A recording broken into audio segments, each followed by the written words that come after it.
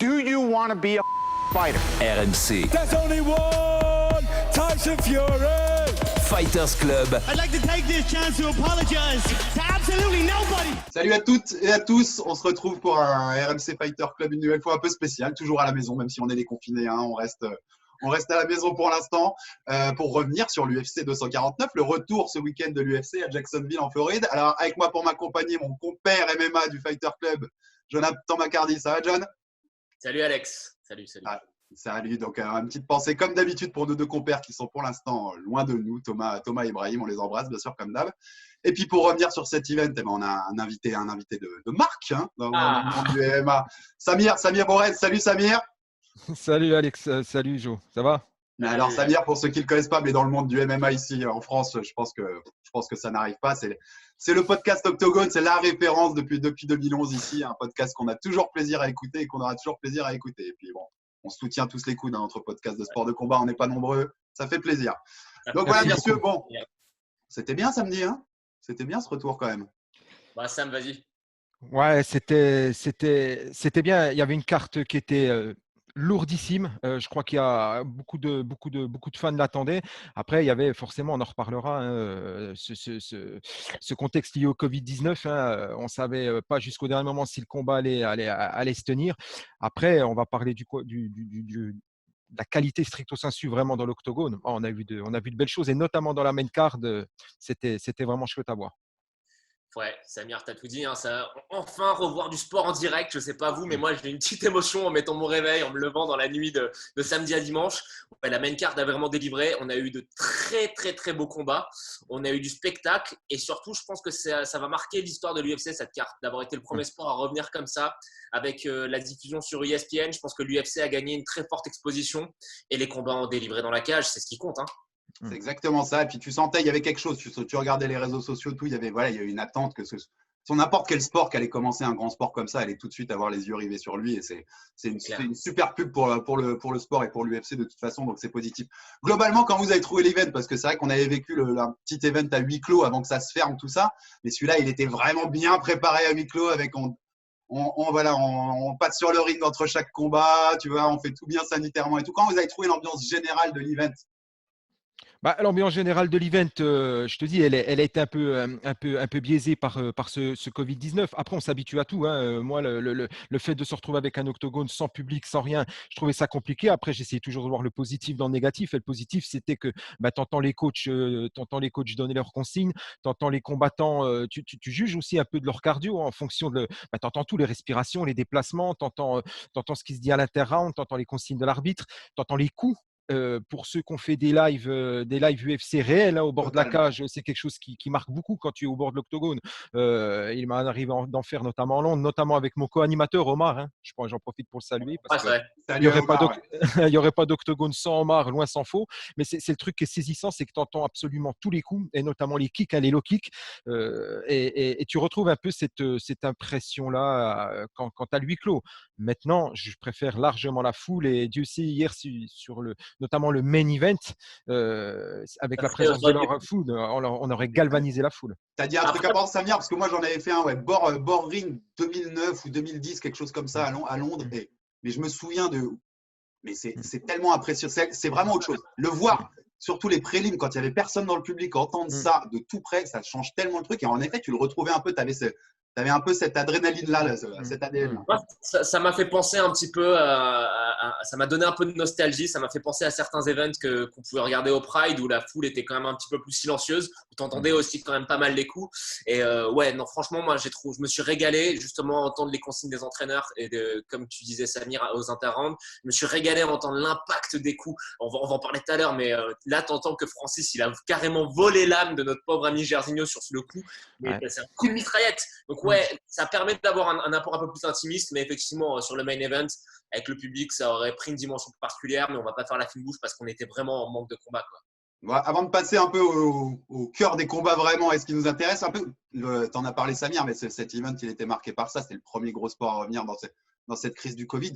Comment un peu on juge leur façon dont ils ont géré ça? On savait que White avait annoncé des contrôles très stricts, on a eu le contrôle positif de Jacare, donc combat retiré.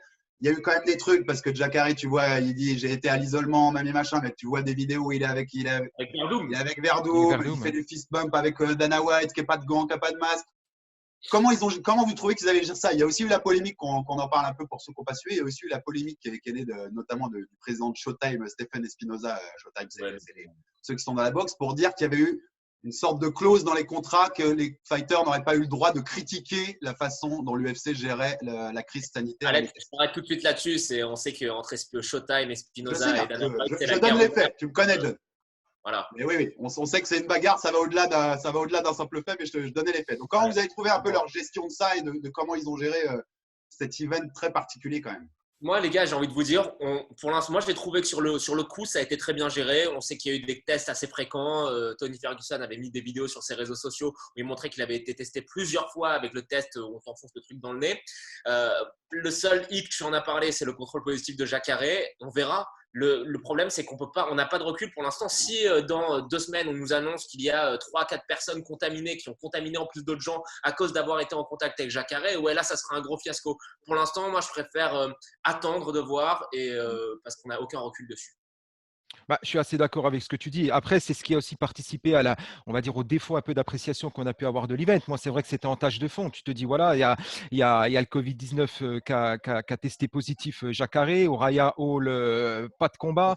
Tu vois tous les gens qu'il a vus dans la semaine. Alors forcément, en crise sanitaire, mais tu le retrouves dans plein d'autres domaines. Hein. Tu as une obligation de moyens, pas de résultats. L'obligation de résultats, de toute façon, tu ne peux pas l'avoir avec le Covid-19. Maintenant, moi, je me pose la question, je pense qu'elle est légitime, c'est s'il y a eu contamination, qu'est-ce qui va devenir quid des prochains events? Dana White, il était un peu dans l'œil du cyclone. Hein. Ça a été un peu le phénix qui se brûle les ailes. Hein. Il a voulu annoncer que ce serait le seul, contre tout, le seul à faire comme il dit, hein, l'entertainment, le show must go on. Mais le problème, c'est voilà, ESPN, Disney lui a tapé sur les doigts. Il est revenu à sa place. Il est quand même passé avec cette histoire de Jacksonville. Il y a toujours son souci son histoire de Fight Island. Là, il veut faire combattre les gens. Alors, il a affrété des hôtels, etc. Il a mis les petits plats dans les grands. L'UFC a la surface financière pour le faire, certes, mais il ne faudrait pas que cette épidémie reprenne le devant de la scène parce que ce serait un mauvais coup porté à Dana White parce qu'il a quand même forcé la porte. Hein. Il a forcé la porte. C'est le défaut des qualités de Dana White, quoi. C'est qu'on l'aime pour ça parce qu'il prend le risque. Il prend le risque de faire l'UFC en premier, mais c'est un peu comme les Allemands qui vont prendre le foot ce week-end. Hein. Si ça part en vrille, bien sûr qu'ils en paieront les pots cassés derrière aussi et que ça s'arrêtera tout net, quoi. Faut faire attention au péché d'orgueil. On sait que Dana White, il a un ego qui est quand même assez important. Voilà, moi, encore une fois, j'attends de voir si cette histoire de Jacare est sans conséquence. Mais je vois aussi le côté positif. Et le côté positif, c'est que par exemple, tu vois, Jacare et Uriah Hall qui n'ont pas combattu vont être payés. Et je pense à tous les combattants qui ne sont pas tous des Conor McGregor ou des John Jones ou des Rabib qui ont pris un petit chèque et qui ont mis du beurre dans les épinards. Et voilà, on parle d'un sport où c'est pas comme au foot. Tu vois, tu n'as pas un salaire qui tombe tous les mois. Tu es payé quand tu combats. Et pour connaître beaucoup de combattants, tu vois, il y en a plein pour qui c'est très compliqué en ce moment.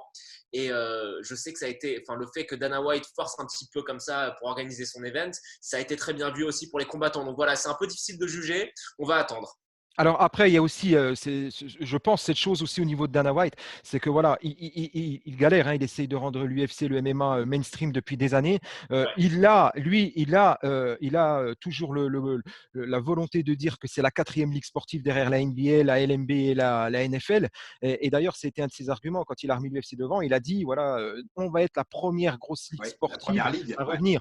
Et moi, j'ai envie de lui dire, Dana White, voilà, je suis l'UFC longtemps, Dieu sait si j'aime l'UFC, mais il y a les 3 devant et toi, tu es loin derrière. Tu n'as rien à voir avec les 3 autres parce qu'à un moment, il a même dit oui, on a un protocole sanitaire. Si les autres ligues veulent éventuellement s'en inspirer, on va lui dire attends, Coco, les autres ligues, que ce soit la NBA, la NFL ou la NBA, ils n'ont absolument rien ils n'ont pas besoin de toi. Donc voilà, c'est pour ça que je prends un peu Icar qui s'approche trop près du soleil, qui se brûle un peu les ailes. J'espère que ça ne lui reviendra pas comme un boomerang. Mais bon, en tant que fan de MMA, j'étais content de voir quand même ce spectacle égoïstement. Quoi. Exactement. On est content, comme dit John, on attend et puis on verra bien ce que ça donne. Mais déjà, bravo à eux, ils ont quand même repris. Ils y ont été, ils l'ont fait, ils nous ont donné du spectacle et du plaisir, c'est aussi cool.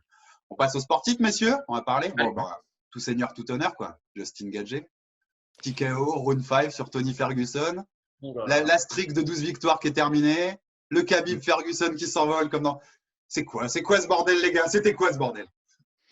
Bah, déjà, on va commencer. Voilà, on va penser quand même au perdant, Tony Ferguson, un roi sans couronne, un combattant très très poissard, un winning streak de 12 combats. Il y a eu les 5 combats repoussés contre Khabib, son heure devait venir. Et puis là, bah, il tombe sur ce qu'on appelle dans l'octogone, je le dis, le client en merde, Justin Gaethje. Et en plus, un Justin Gaethje qui est arrivé, j'ai envie de dire un Justin Gaethje intelligent. Ses doubles défaites lui ont mis du plomb enfin, dans la enfin, vraiment, il a pris beaucoup de fighting IQ.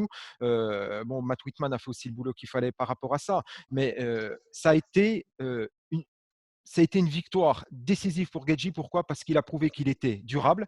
Moi, j'étais encore surpris de le voir avec un tel cardio au bout du troisième round. Pourquoi il était durable? Parce qu'il a été intelligent, il est resté dans ce qu'il savait faire et il a donné une énigme absolument impossible à résoudre à Ferguson. C'est-à-dire qu'il l'a eu debout. Il avait pourtant un déficit d'allonge. Hein. Il a toujours été sur l'extérieur des retraits pour revenir le piquer derrière. À chaque fois, Tony Ferguson a mordu dans la feinte. Et puis, ben voilà, quand tu es un combattant intelligent, ben, tu te préserves.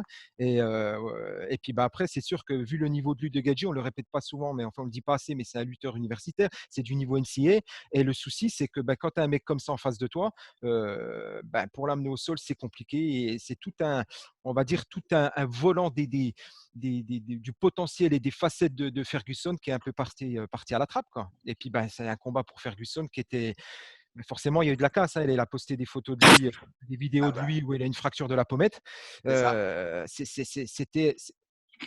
C'était obligé que ça finisse comme ça. Obligé. D'ailleurs, mention à l'arbitre qui a eu l'intelligence d'arrêter le combat. Mais c'était. Alors mais après.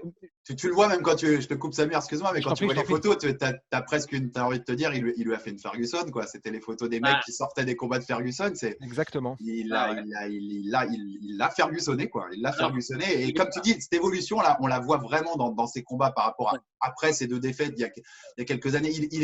Il fait encore ce qu'il savait faire, parce qu'on l'a toujours aimé, Justin Gaethje, pour ce qu'il savait faire là. Mais il est tellement moins foufou, il est tellement plus intelligent, plus en contrôle, il est tellement meilleur en fait. Il est juste tellement meilleur. On apprend de ses défaites. Vous m'entendez les gars? Oui, vas-y. J'ai envie de revenir en fait sur Tony. Alors moi, Tony, évidemment, on est tous déçus pour lui parce qu'il a fait le travail dans l'octogone. Il aurait dû mériter d'avoir sa ceinture, ça, il n'y a pas de problème là-dessus.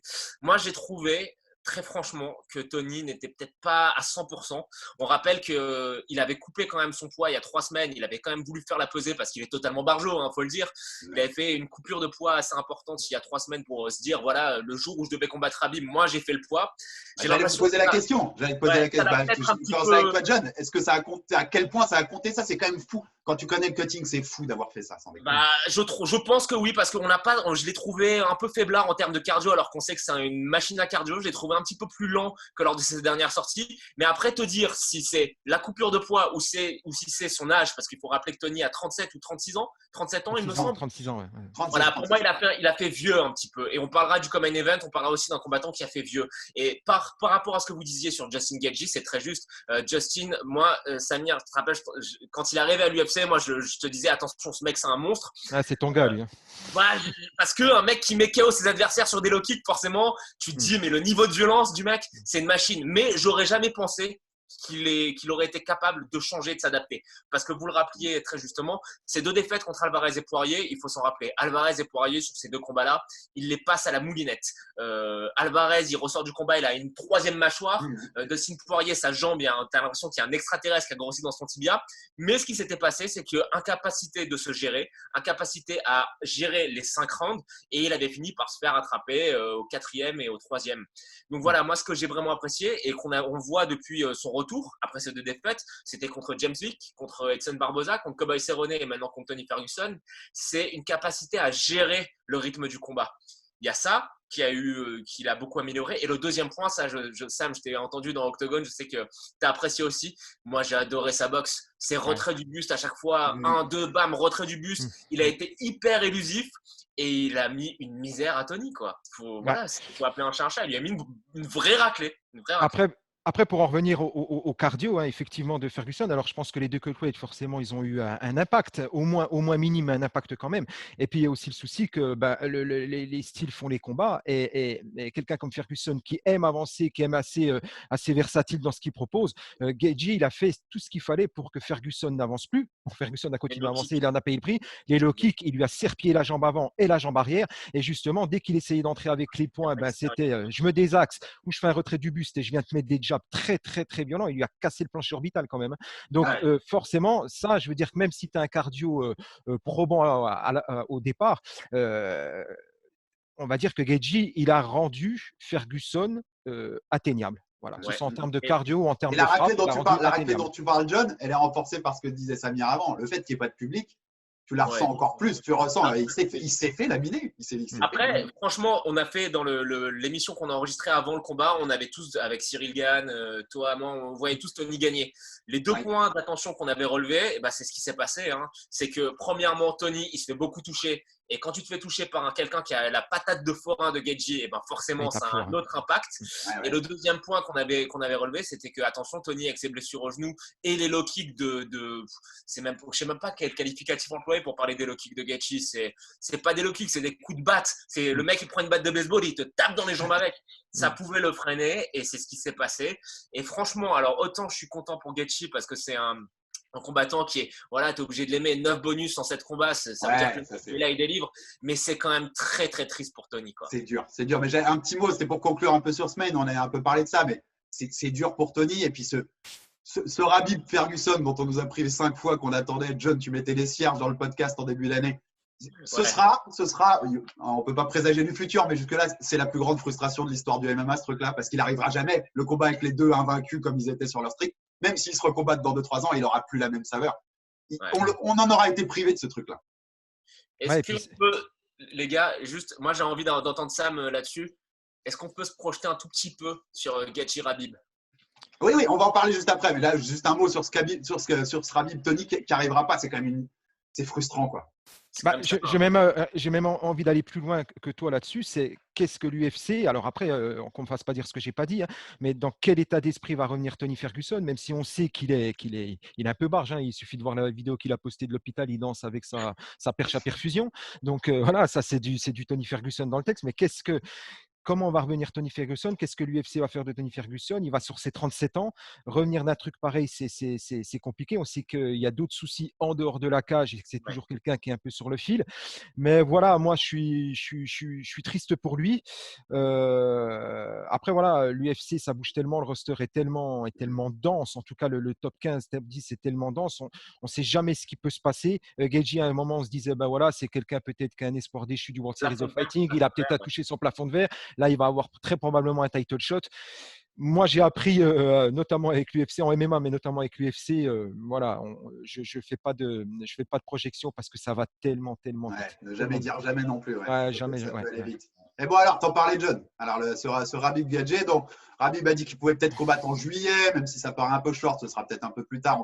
On verra ce qui se passera, puis selon comment ça va se passer l'évolution aussi de toute cette crise sanitaire, tout ça. Comment on se projette sur celui-là? Il donne envie aussi, hein, finalement, on n'aura pas le Tony Khabib, mais celui-là, il donne envie de ouf. Hein.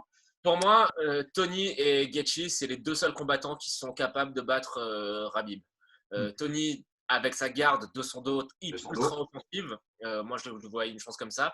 Et Gaethje, parce que Sam le rappelait tout à l'heure, c'est le background de lutteur américain première division. Et voilà, je pense qu'il sera dur à amener au sol. Alors, ce qui est très marrant, c'est un petit peu comme Romero, tu vois. C'est des mecs qui ont un très gros background de lutte, mais qui ne se servent pas de leur lutte dans l'octogone.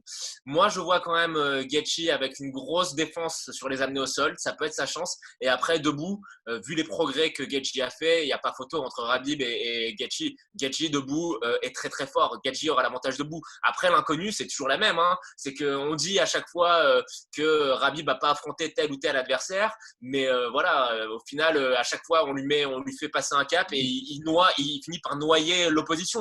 Donc voilà, toute l'intrigue, elle est là pour moi. C'est la capacité de Gaethje à défendre les amener au sol, sa supériorité en termes de striking et aussi l'intelligence de combat qu'il a su développer sur ces derniers mois. Ouais, t'as dit l'essentiel, hein, Jo, c'est ça. Après, que je disais tout à l'heure que les styles faisaient les combats, ce qui est intéressant à Gaethje, c'est qu'il va forcer Khabib. Ouais. Il va essayer de forcer Khabib à rester debout.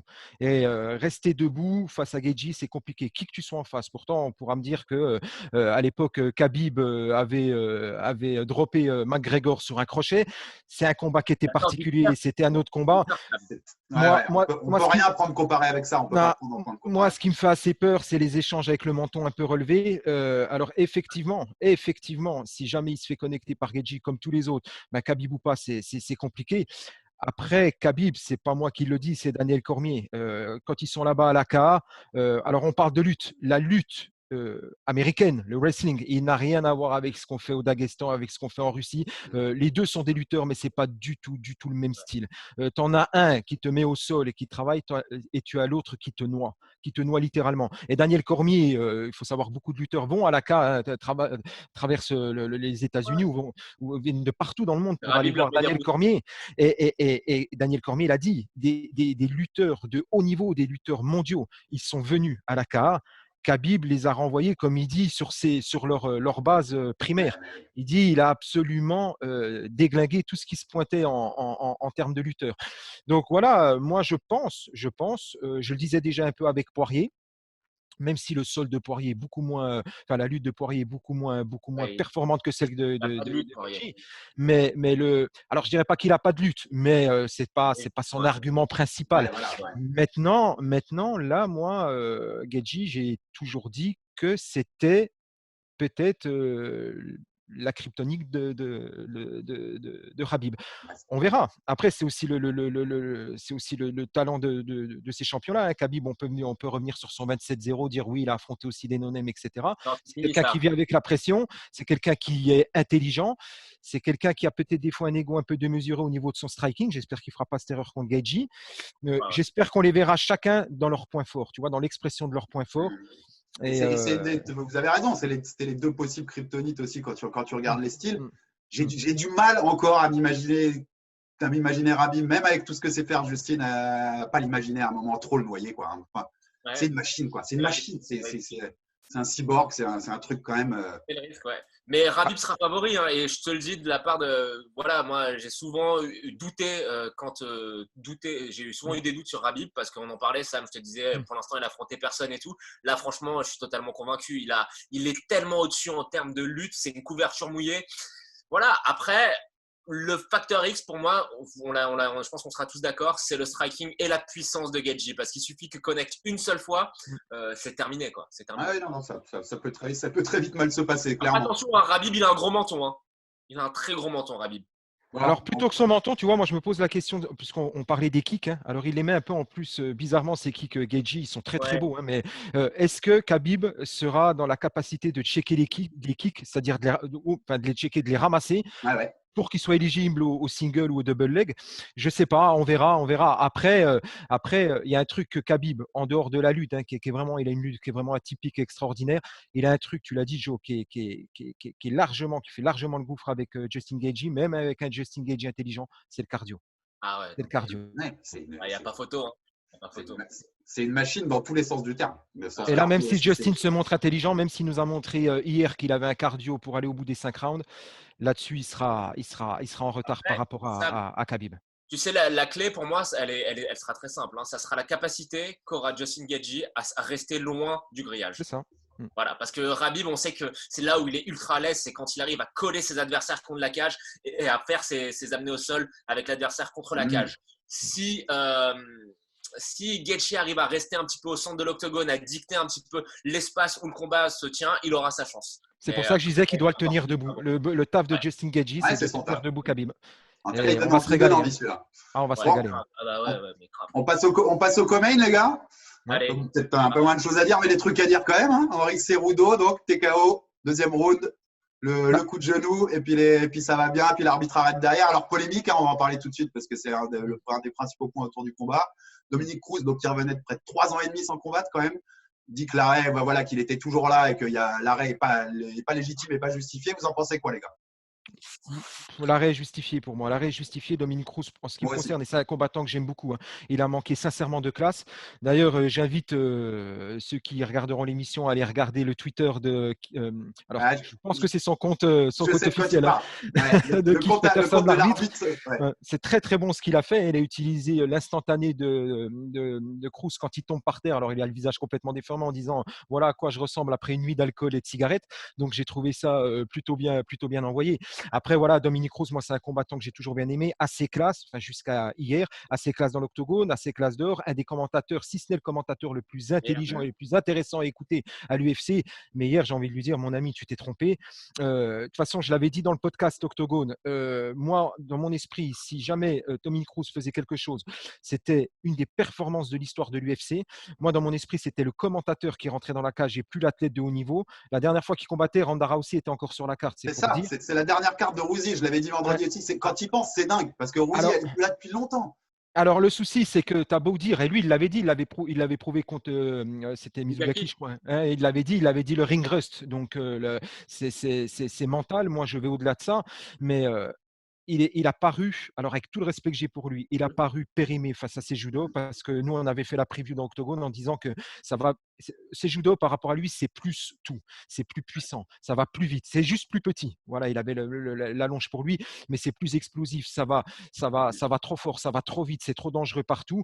Et en fait, c'est ce que Cejudo, ce qu'il a fait, c'est qu'il a juste exposé les faiblesses de Dominique Cruz. Et puis le MMA, ça va trop vite. C'est un sport qui évolue très très vite. Et même quand tu t'appelles Dominique Cruz, que tu as été champion au WEC, que tu as été champion à l'UFC, que tu as été un super combattant, eh ben voilà, Cejudo, il a fait que montrer au monde le gouffre qui se passe dans une évolution déjà classique en 3 ans. Et puis en plus, si c'est dans ces 3 ans-là, tu as été blessé comme l'a été Dominique Cruz, c'est terminé. Et l'arrêt, pour répondre vraiment à ta question, l'arrêt, il est largement mérité. Dominique Cruz dit qu'il se relève, mais c'est parce que Keith Peterson arrive.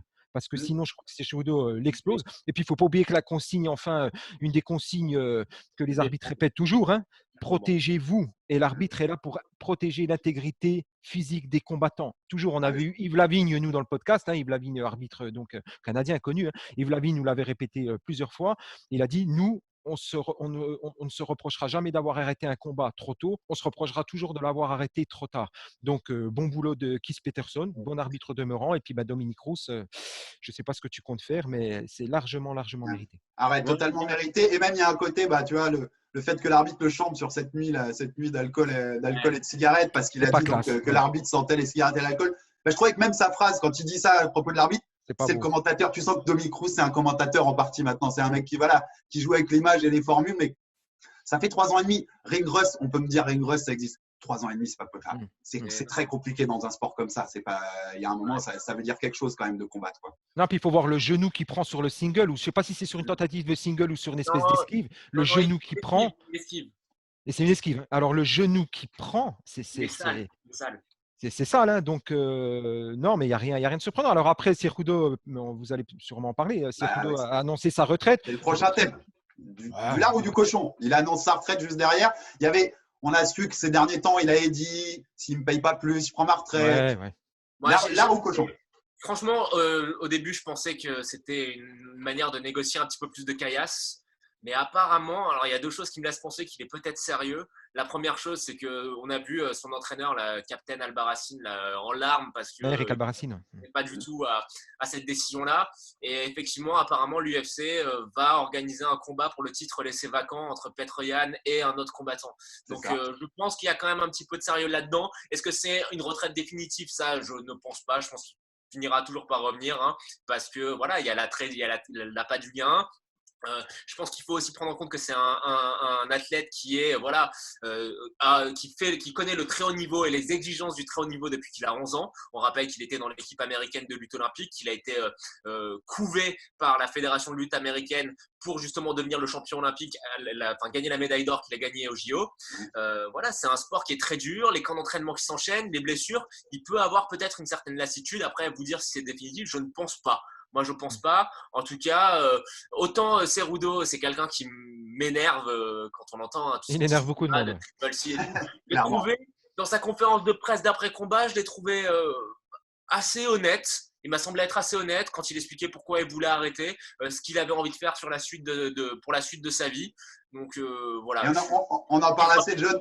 Tu sais, on en parle assez souvent avec Brahim, avec John Dovey quand il vient nous rendre visite dans le podcast. Cette vie d'athlète, comme elle est compliquée, comme elle est dure. Et comme parfois, savoir s'arrêter à 33 ans quand tu vas fonder une famille et que voilà, tu as encore toutes tes os, toute ta tête, tout va bien, bah, c'est parfois la meilleure décision, même si sur le coup, nous, de l'extérieur, on peut se dire bah, il aurait pu faire plus, quoi. Il part en pleine gloire, c'est bien. S'il part vraiment, bravo, chapeau. Il part en ayant gagné 2 ceintures différentes à l'UFC, en les ayant défendues chacun une fois. Voilà. Et puis, il faut se rappeler aussi que après sa médaille d'or aux Jeux Olympiques, il avait décidé de prendre sa retraite de la lutte. Il avait fini par revenir, mais c'était une vraie retraite aussi, quoi. Alors, Nous, on salue toujours un combattant qui partira, hein, effectivement. Après, c'est ce qu'on a dit tout de suite dans Octogone. Omar, c'est la première chose qu'il a dit, c'est ça sent la renégociation. Je pense qu'il y en a un qui sans doute aussi, c'est Dana White, qui a dit, qui a répondu à des questions de journalistes en disant, bah, écoutez, Cejudo, on lui a demandé un peu son sentiment par rapport à sa retraite. Il a dit qu'il me dise quel est le montant pour le faire revenir. Donc voilà, peut-être que les tractations commencent. Voilà, mais que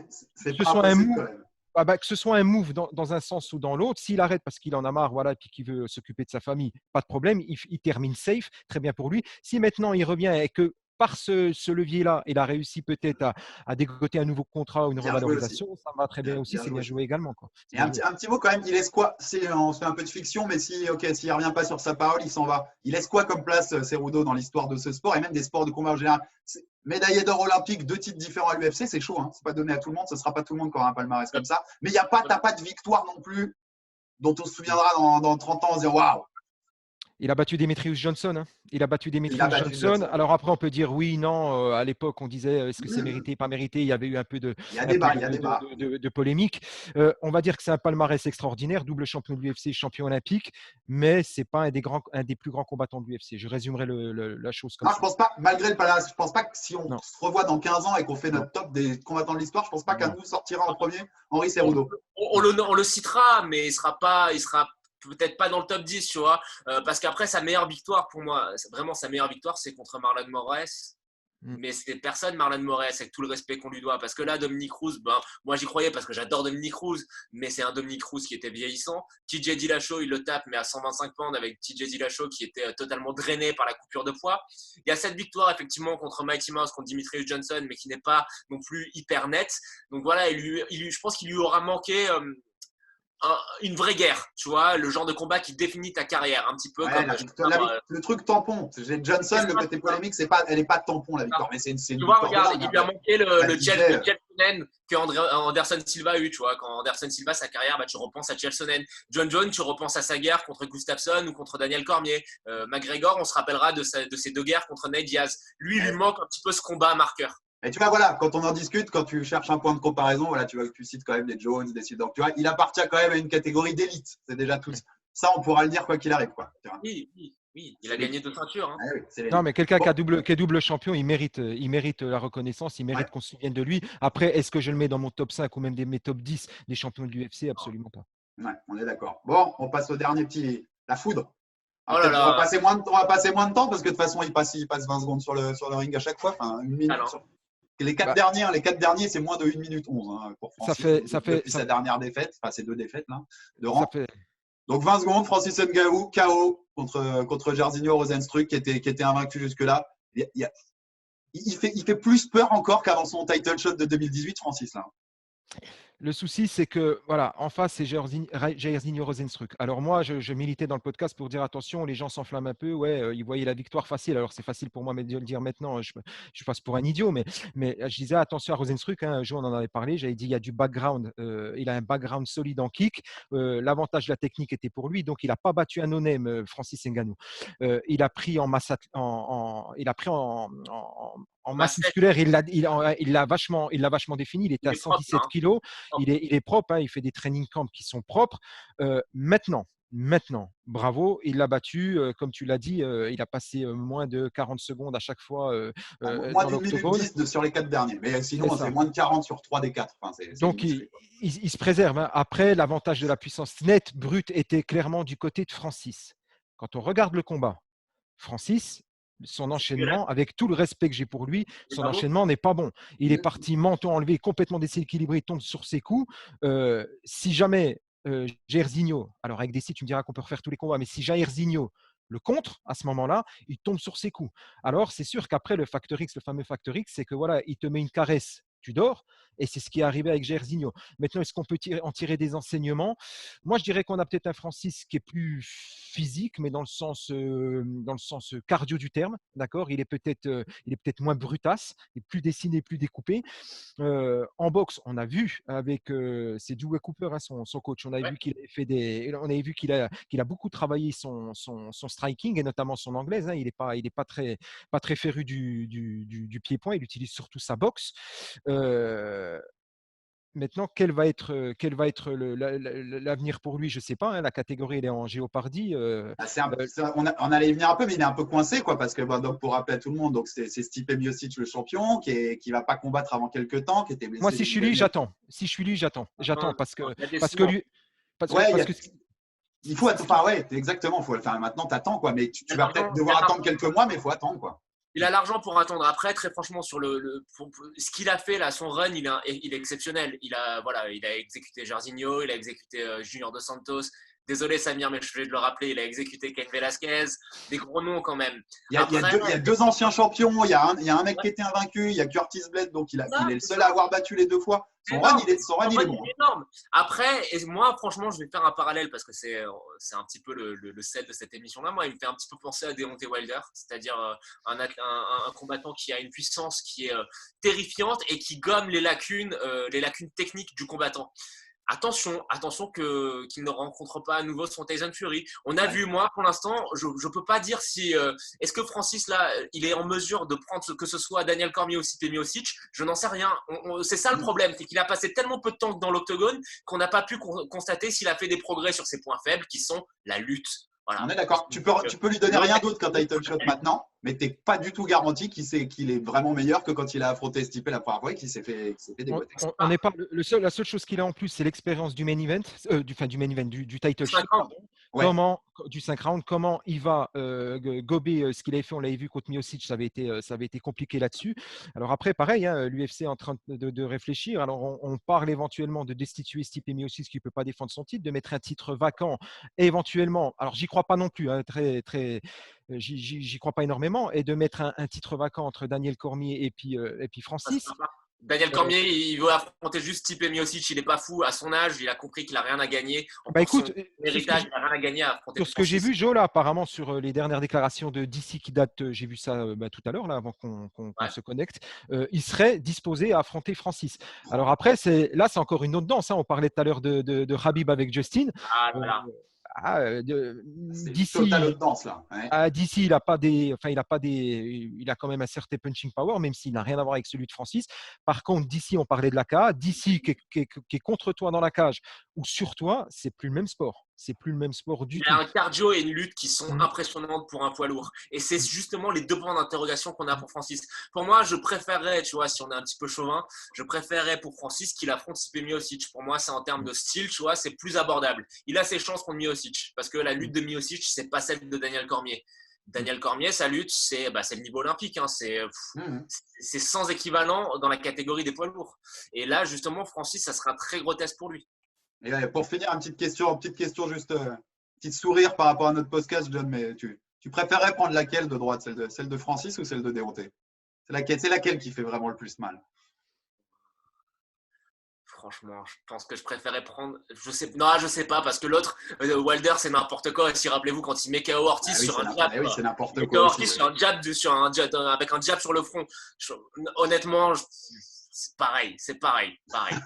On n'en veut pas, c'est tout ce qu'on sait. Un petit dernier mot avec vous, il nous reste quelques minutes, les gars, juste un petit, donnez-moi chacun. On a parlé des 3 principaux combats, mais il y a eu une belle carte aussi aux alentours, même si le combat de Jacare a été annulé. Votre coup de cœur de cette UFC 249, hors des 3 combats dont on vient de parler? Il y en a 2 pour moi. Je vais en parler. Il y en a un que je vais évoquer très rapidement, c'est le combat de Brice Mitchell qui est, en termes de grappling, il faut regarder. Il a fait une démonstration d'enchaînement de tentatives de soumission, ça a été extraordinaire. Mais il y a eu une belle guerre on s'y attendait, on en parlait, hein, Vicente Luque, Nico Price. Ça a été très, très, très intense. Ça a été une vraie guerre. Les combattants qui sont rendus coup pour coup. Il y a eu beaucoup de spectacles. Arrêt de l'arbitre parce qu'une fois de plus, Vicente Luque a fini par défigurer son adversaire. Je vous invite à regarder juste l'état de l'œil de Nico Price et puis de faire un petit flashback et de regarder l'état du nez de Mike Perry après avoir combattu Vicente Luque. Donc voilà, Vicente Luque, c'est un combattant qui, à mon avis, n'accrochera jamais ne serait-ce que le top 5. Mais quand il combat, c'est sûr que le spectacle est garanti avec lui. Bah, Jo, tu m'as pris un des combats. Hein. Bryce Mitchell, c'est vrai qu'il a fait une démonstration contre Charles Rosa, surtout qu'il s'était pris un peu la tête pour comparer un peu leurs sols respectifs, etc., etc. Alors là, le seul regret que j'ai par rapport à ce combat, c'est qu'il n'ait pas réussi, à finaliser. Après, il lui a mis un pointage qui sort de l'espace. Hein. 30-25 x 2, 30-24. Moi, 30-24, j'en ai pas vu beaucoup à l'UFC. Et puis, un combat que j'ai absolument surkiffé, c'est Calvin Kattar. Qui a démantelé Jeremy Stephens, c'était dans la main card. Hein. Il l'a juste démantelé. On savait que les deux étaient extrêmement violents. On avait dit dans le podcast que l'avantage, on va dire, du fighting IQ, peut-être le fait d'adapter son jeu et puis d'être un peu plus intelligent dans l'octogone, serait à l'avantage de Kattar. Il l'a montré. Jeremy Stephens, il a fait un super combat, il n'y a pas de problème. Mais Kattar, à chaque fois, il est sorti de la trajectoire de ses coups. Il l'a remisé, il l'a kické, il l'a jabé. C'est celui que tu m'as volé, moi. C'est celui que j'allais dire, c'est Calvin Kattar, Stephens. Je trouvais même que c'était, quand je l'ai vu, c'est le combat qui me disait on est bien, re-bienvenue à l'UFC. Oh, tu vois, on est bien. Ça y est, on y est, on est bien. Et Kattar est un très bon boxeur. Les combinaisons 1-2, il a varié ses cibles plusieurs fois. Il nous a fait. Franchement, et en reculant, Sam. Ouais. Et alors, il s'est boxé en reculant. Il s'est boxé. C'est le signe que tu maîtrises ta technique. Il s'est boxé défensivement. Forcément, offensivement, il fait des dégâts aussi. Il se lance pas, contrairement à Jeremy Stephens qui est parti un peu à la baston, mais c'est du Stephens dans le texte. Et il a multiplié également ce qui était beau en dehors des switches, etc. Ce qui est beau, c'est qu'il lui a sorti plusieurs fois la combinaison, 1-2 visages et remise au corps. D'ailleurs, mention à Stephens qui a absorbé un nombre absolument invraisemblable de coups. Puis alors, le coup de coude, il est sorti nulle part. Moi, j'ai cru que c'était une droite en contre au début. Et le coup de coude qu'il lui met, mais le coup d'œil qu'il faut avoir, alors que personne ne vienne me parler de lucky punch ou de coup de bol, parce que j'ai vu que c'était une théorie qui commençait. Non, tout est absolument voulu et fait.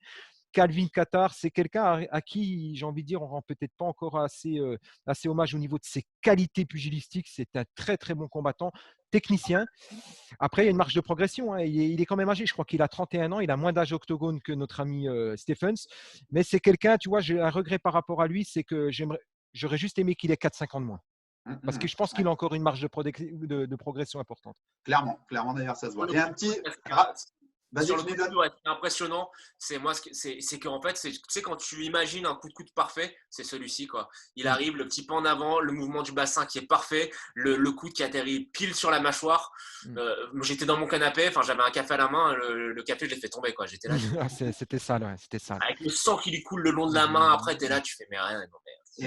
Et rapidos, parce qu'après, j'aurai un petit dernier truc pour vous sur lequel vous faire agir, mais un petit rapidos déjà. On a 2 cartes cette semaine à Jacksonville, donc le 13 et le 16. Jacksonville, Floride, épicentre de l'UFC pour 3 cartes en 8 jours.